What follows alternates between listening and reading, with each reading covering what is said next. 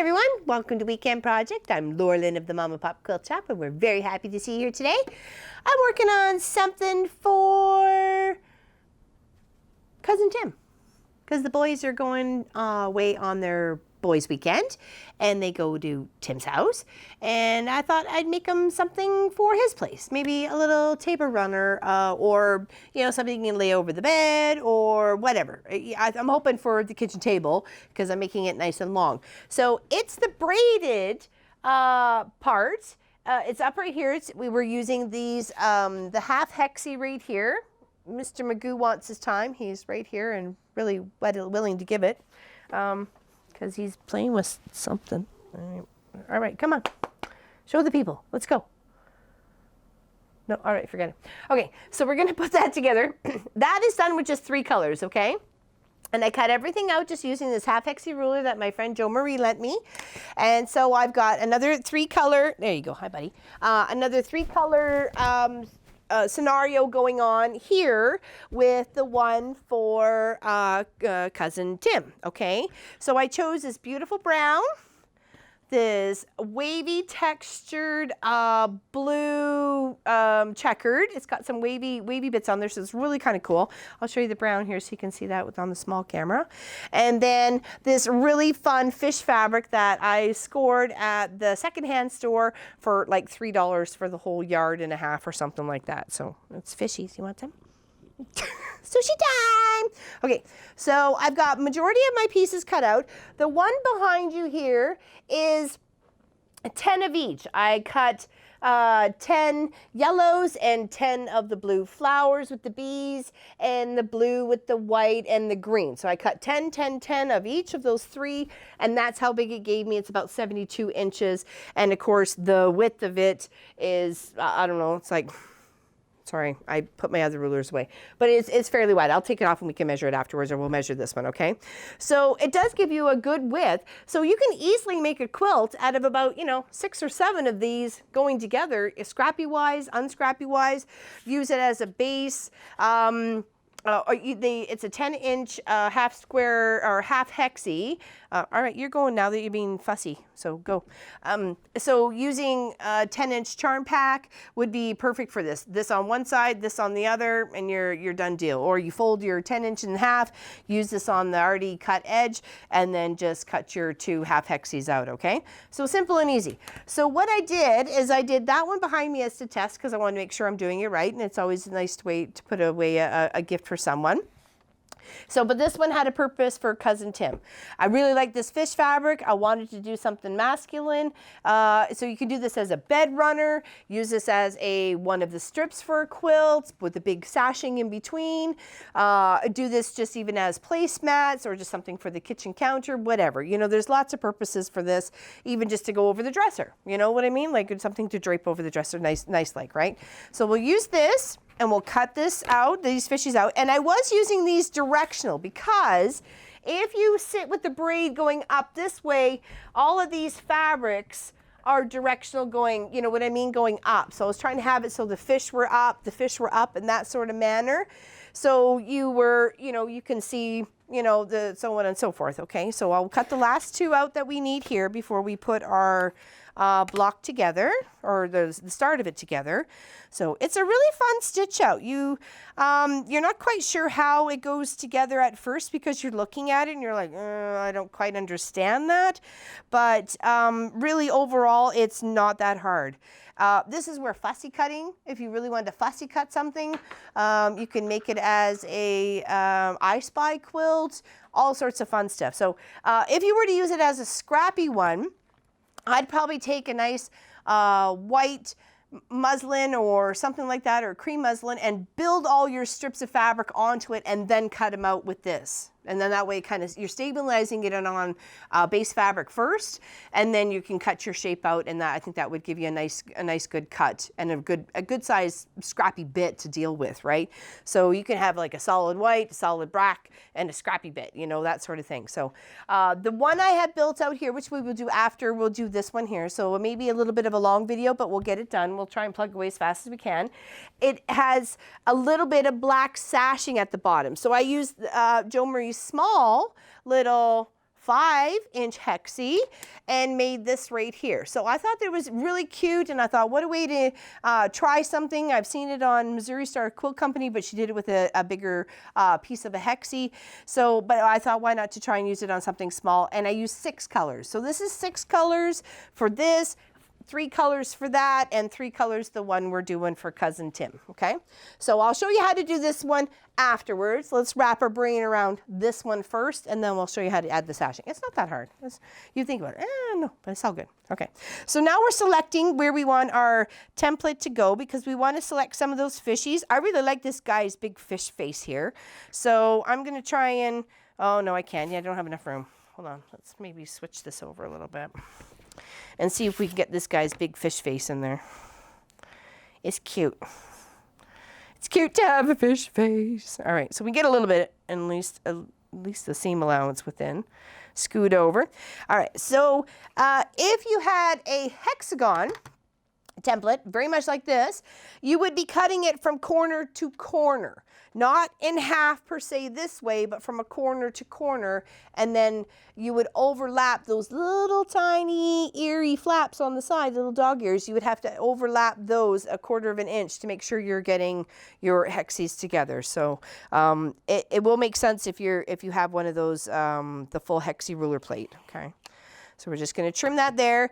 I find it easier just to move my whole fabric, you know. Just cut straight up and then just move it. Reset the template up. Okay. And then just cut and nip off those little corners, and then that goes into the next blue scrappy pile. Okay, so of these ones, I think I have 12 of each, so it's going to be a little longer. That's why I thought, I know with a lot of the boys at the Boys Weekend, there's quite a few people there, so I thought either, I'm not sure if he has a big table that they all gather around, but I wanted to make something that could go across the whole table and something that he could use every day and not feel it was seasonal. I think with these 3 colors, it looks pretty nice. So, all right. So the question is, where do you want to start off first? Because you need to take one of these and one of those. Okay, and you're going to place them right sides together. So you're going to take, this is literally the most complicated part of this whole design of getting this together is right here, right now, which really, when you think about it, is not that hard. Okay, so you're going to take this, this is my right side of my brown, and this is my right side of my checkered, and I'm going to flip these two so they line up.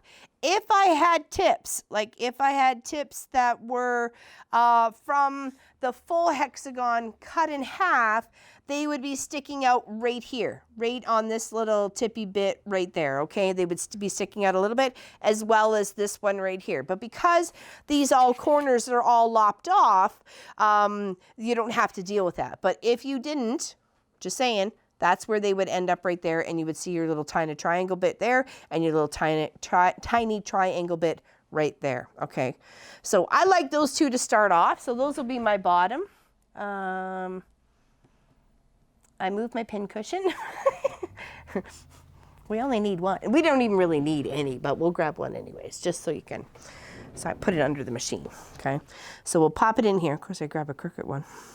I had to turn my board around because for the live stream tomorrow, I need my my line. So, and that's a very important. I need my 45 to do the cutting. Okay. All right.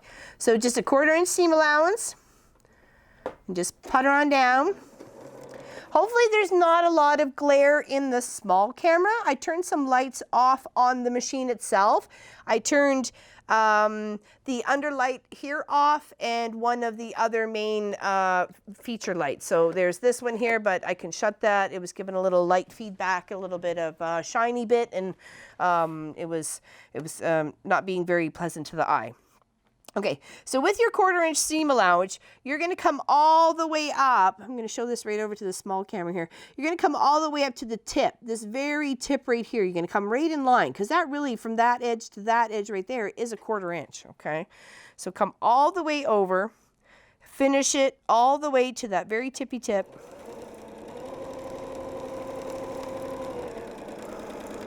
Okay, you don't really have to backstitch. I mean, if you want to, I just went a couple of stitches past. So this is where you press. You're like, okay, that's a weird start, Laura Lynn. How's that going to get us anywhere? Honest to goodness, it is. So we're going to give that a little press. Okay. And you can press it either way at this point. Doesn't really matter. This is going to get trimmed off. Let's make sure I did this right. Yes, I did. Okay. So now, because we're dealing with the 3, we're going to go 1, 2, 3, 1, 2, 3, that sort of thing. So I want my fishy fabric to line right up on this side here. And then you're going to see, in no time at all, if Munchkin can kind of get in on this little zone right here, you're going to see that it's going to build out to be this beautiful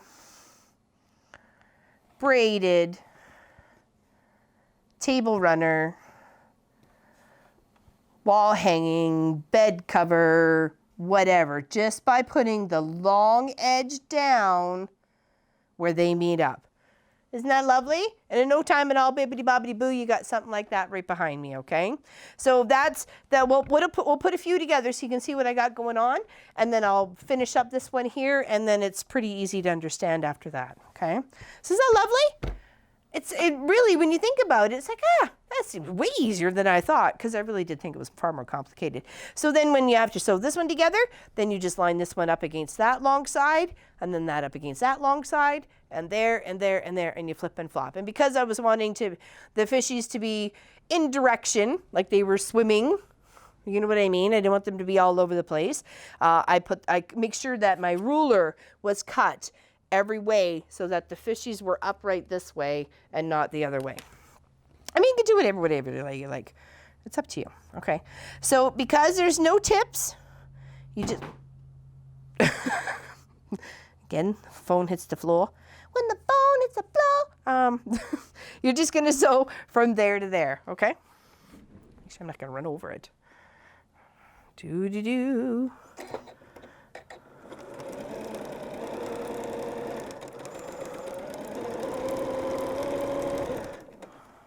Okay, and sew away. And then you kind of just give it a little press after each one. It's not too bad. And then you're just lining up the second one, right? Okay, so just give a little press. There's a little bit of shine to the fishy fabric, so that's why we were tweaking the small camera to flicking off and on the lights to see what would not give such a glare. And we noticed that, I think someone had said something in one of the live streams, that there was a glare. And you know, we want to make sure everything is visible and clean, and listen to your suggestions and comments. So we tried to tweak it to make it not so glary, okay? So we'll do a few more. And you can see how very fast this comes together. And you can build out a king, queen, twin, baby quilt in no time at all, just by using your half hexi or hexagon. Now I have an AccuQuilt cutter, and I could have used that to cut all my pieces. I don't think I had a big enough for 10. I think it was 8 was the biggest one I could use. So I kind of like being able to use this hexi ruler and show people how to use a hexi ruler too, because I've never used one. So thank you, Jo Marie, being very helpful.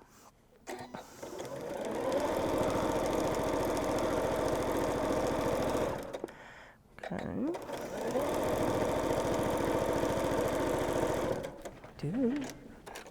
Oh, I feel like I'm running over something over here. All right, so we'll put a few more on, and then you get the jivvy of what's going on here.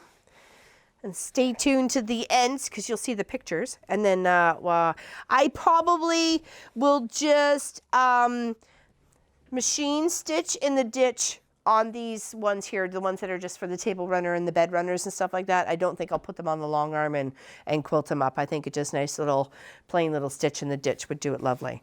All right, so we're going to add a couple more fishes here.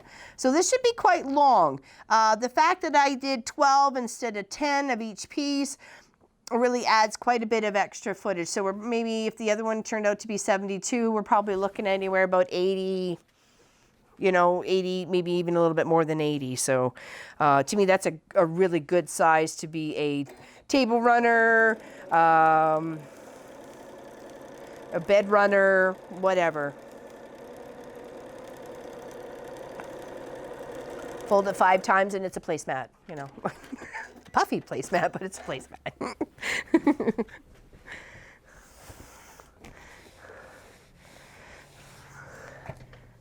There we go. Is that cute? And just like in literally no time at all. And it builds up really fast. Just a few minutes, half an hour here, half an hour there, and you got yourself an awesome quilt. And especially if you have a bunch of projects or you got this 10-inch charm pack and you just don't know what to do with it. It's maybe not some colors you really liked. Pull from your stash of solids, mix it with what you got going on, and make placemats. Section them out to be 13 or 14 inches, lop them off, and you got one for the whole family. You know what I mean? You know, it's a good start to a bag. You know, it's not a bad start to a bag either. Square it off here, square it off there, put a couple sides on. There you go, you know? And just kind of keep it like the reason why I chose 3 is because to me a braid is 3 pieces. You know, you go left over, right, under, over, blah, blah, blah, blah. And that to me equals the braid. So that's what I kind of did it with the 3 fabrics. Though when I did this one with the 6, to me it still took on that whole braid thing, but with that extra black sashing, it takes on almost like a stained glass kind of effect sort of thing, right? So, all right, we'll do these last little ones here on this one, and then I'll show you that. Okay. Make sure I got my right sides together. Sometimes with this marble Northcott fabric, it's hard to tell which is the right side and which is the wrong side, because I've found a couple of times I've liked the back better than the front.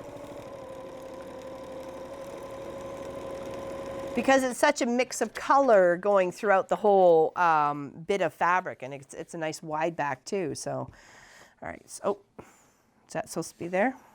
Yes, it is. Okay. Put that there. Ooh. And hopefully Cousin Tim likes this nice little gift for housing everybody at his house for Boys Weekend.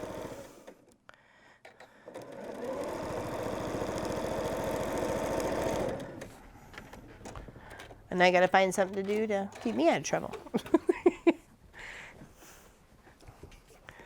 Chickens! Chicken chopping! Oops. That little corner folded down. Whoops. Where'd my seam rib at? Okay. Just right there. I'd folded under as I'd started to stitch. So I was like, why is there a gap? I'm like, what is going on around here? All right, so straighten that up. Okay, there we go. Let's fix that. I don't want to leave it like that. It'll drive me bonkers. Some would say short trip, but whatever. Oh, where's my... Oh, I moved my pin cushion. I shouldn't have moved my pin cushion. So this way. For some reason, it just wants to roll up. Could have just pressed it, but, you know, let's make things difficult. Because we can. Okay. There we go. There's a few together, so you get the idea. Even that itself would make an awesome placemat. So what is that? 3 of each. So that's 3 of the fish, 3 of the brown, and 3 of the blue. And if we were to square this off, let's just do a rough measurement right there. My ruler's over elsewhere, but so if we had it at the 7 here and at like the 21, so what is that, 16 inches? That's a good size for a placemat. Square it up just like that. I think it'd be very nice and unique. And then if you did a very similar colors for the table runner that matched the placemats, or you just had the extra fabric and just thought, you know, you don't know what to do with these 3 colors or 5 colors or whatever, just go for it. Make something unique and fun. And it's interesting how these all play together, you know? So there. So that's going to be that one. And I'm going to put my little stack off to the side here so I can continue that later.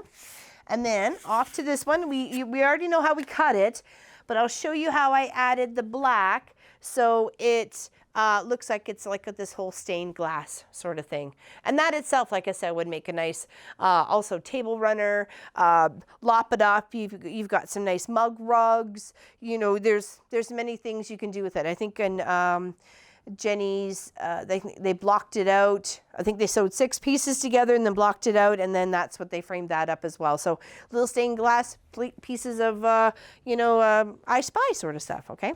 So their piece that she cut in the video was 1.5 inches. I cut this as 1 inch because I chose to do a smaller block. And now I just have this whole big strip of black. And I have one more each of the 6 that I chose to make this little table runner here. And I'm going to sew them so they go down the line. But I'm going to make sure I'm not going to butt them up next to each other. I'm going to give them a bit of space because when I flip and turn, I need to trim it off. And if I'm trimming it off this way, I come to here. If I'm trimming it off that way, I'm coming to here. So I need to make sure I have some space in between every single one to allow for that angle trim, because you want to continue with this angle as you're building out that hexagon. You want to keep going this way and this way to make sure you're just building out a little bit longer sort of thing, right? So that's what you need to do. That's the key point to making sure this turns out nice and pretty like that, is making sure you allow enough space in between your hexagons or your half hexagon placement, okay? So let's do these 6. I'll press them, trim them, and sew a couple together so you get to know what we were doing here, okay? So yes, you got 2 for 1 today. Lucky you. Lucky you. Sorry. And make sure when you start off, you're giving enough room on the other side too. Don't come all the way up or it's not going to end up even. You're going to end up with a short stick sort of thing. You end up with this short stick and you don't want the short stick. Okay. So move it down just a smidge. And then just start off 1/4 inch, line it right up. Those 2 edges together, the bottom wide half of the hexi, the half hexi, and the bottom of, or one side of the sashing. Okay, so make sure I'm allowing enough space in between. Give it an inch should be good. 1.25 inches. Just don't hug them up against each other. Okay, just lay it out.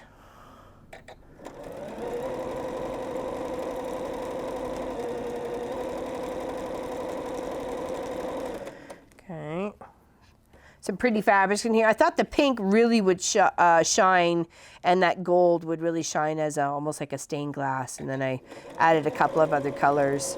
You know, a nice solid like that would be beautiful stained glass looking. Like if you chose the rainbow, or if you just chose like a purple, pink, and yellow or something like that. Very spring-like, and it definitely would look like a stained glass piece.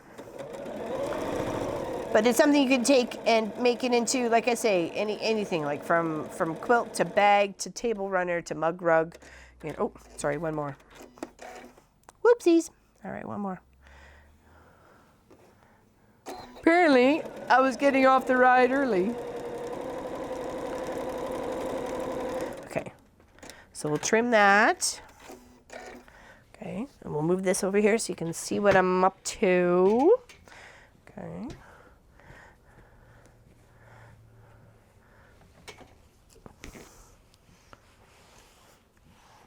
And I was just pressing them straight up.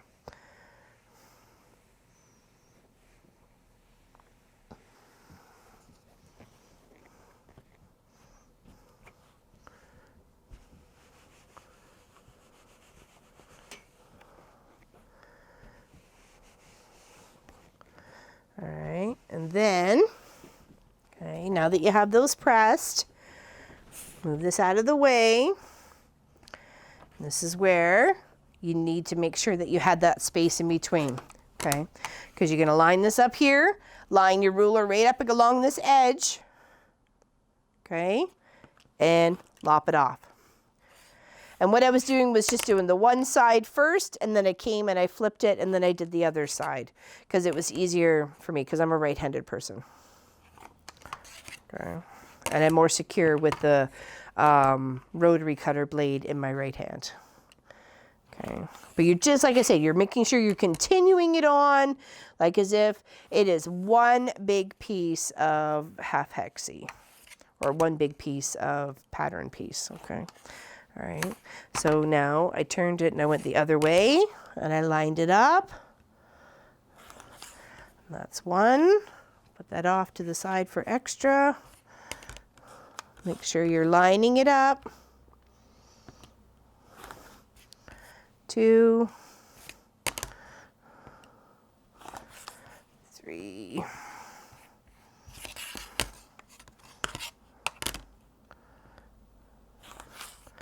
4, 5.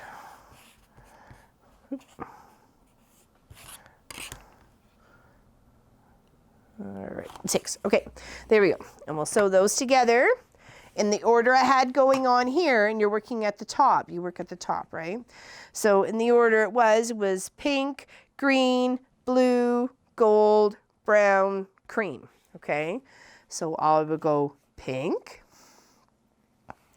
lining it up right along this long edge here with the long edge of the hexi, lining it up. And see, this is where you get your little corners. So making sure your little corners are just up a little bit on either side, and then get it under the machine and sew. And whether you did that with this big one or the little one or whatever size, a half hexi or hexagon that you got going on, I think it would still give the same beautiful effect. Okay, so now I got the pink, now I want the green. And I just sewed a couple and then I pressed because they were small. They're small. That's like the cookies. If they're small, they don't count. Or not count as many. All right, line that up.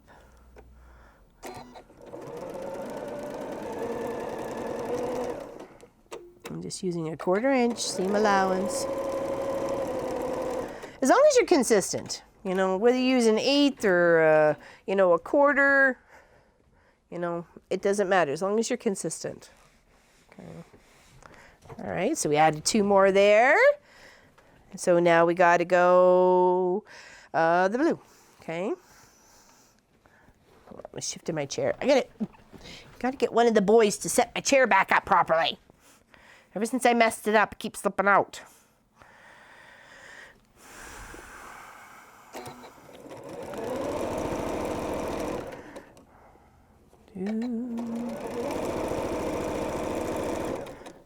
Okay, now it's the gold, then the brown, then the tan. Okay.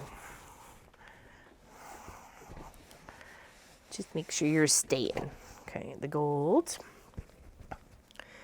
And of course, you can use as many colors you like. You can use every color of the rainbow and then twice over. I mean, or each one is unique. It's up to you. It still gives that whole braided fabric effect, I think, you know, to me, whether it was the 6 or the 3. I'm not sure it's just because of a little bit of the repetitiveness in it, or just the way it looks. So, I mean, the repetitiveness of color. So, I'd like to see if anybody's done something different in regards to this. Okay, so we need the brown. But I did notice if you're doing the 6, your colors always end up in the same way. You know what I mean? You're always going to have your brown, your pink, and your blue on this side, and your tan, and your green, and your gold on that side sort of thing. You know what I mean? So if you did 5 or 7 or 9, that, would, of course, would mix things up. Eventually, down the line, they would line back up again like I did with the 3, right? So, I don't know. Just think of those things. That's, you know, odd or even. Make your choice. but it works with either way. All right, got one more going on here. And then we will give you the width of what both of these end up being, whether you're using the 10 or the 5, okay? All right, so we got one last here. Super do, make sure it's the right way, Silenelle. Right up there from tip to tip. Get it under there. You can always put a pin in if you need, or if you want to make sure it's, you know, as accurate as you can get it, or you're, you know, practicing and afraid it's going to shift and you're not quite new to, or you're new to sewing, that sort of thing, go ahead, put a pin in. Whatever makes you feel more secure in your project creation. There's many, I put like 50 pins in, and people are like, why are you putting so many pins in? Well, because I want to make sure it stays. Okay, there we go. Okay, and that was just 4 of each color of 6 colors. Okay, so that just kind of goes to show you it does, in no time at all, you can build out something really fast. So this ends up being approximately, without sashing and trimmed up, 7 inches wide. Okay, and this one here, without sashing or borders or anything out like that, ends up being approximately 12.5 inches wide, which makes it great for 12.5 squares. You know what I mean? To block them out. Probably why Jenny said you do 6 of them. So 1, 2, 3, 4, 5, 6. Yeah, that would probably be about 12.5 by 12.5 in the end, sort of thing. So like I said, give it a try. I hope you do, and I hope this helps you figure out something to do with some of your hexagons and some of your tools that you got going on, okay? So take care, everybody. Have a fantastic weekend. Quilting Sash. Take care, everybody, and we'll see you on tomorrow's live stream where we're continuing working on the Purple Lone Star. Okay? Bye, everybody. Have a great day.